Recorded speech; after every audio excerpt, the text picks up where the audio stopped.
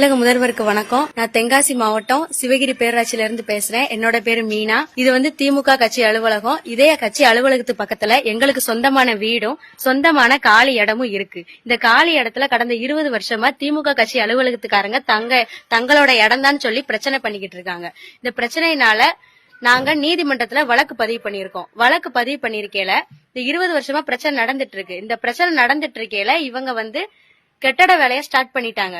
அவங்களோட வேலையை ஸ்டார்ட் பண்ண உடனே நாங்களும் வீடு கட்டலான்னு சொல்லி எங்களுடைய சொந்தமான காலி இடத்துல நாங்களும் வேலையை ஸ்டார்ட் பண்ணோம். ஆனா அடியாட்களோட நைட்டோட நைட்டா மது போதையில சிவகிரி பொறுப்புல இருக்கக்கூடிய அனைத்து நிர்வாகிகளும் அனைத்து திமுக கட்சி நிர்வாகிகளும் சேர்ந்து நைட்டோட நைட்டா ரவுடித்தனமா மது போதையில அம்புட்டையும் இடிச்சு உடைச்சிட்டாங்க. நானும் டாக்டர் படிக்கணும்னு ஆசைப்பட்டேன். ஆனா இவங்க பண்ற ஒவ்வொன்றையும் என்னால படிக்க கூட முடியல. எந்த நேரம் என்ன செய்யறாங்கன்னே தெரிய மாட்டேங்குது. இதுக்கு மேலையும் இவங்க இன்னும் டார்ச்சர் பண்ணாங்கன்னா இவங்களோட கட்சி அலுவலகத்துல போய் நாங்க குடும்பத்தோட சூசைட் பண்றதை தவிர வேற எந்த வழியும் எங்களுக்கு தெரியல. நீதிமன்றமும் அரசாங்கமும் தான் இதுக்கு பதில் சொல்லணும்.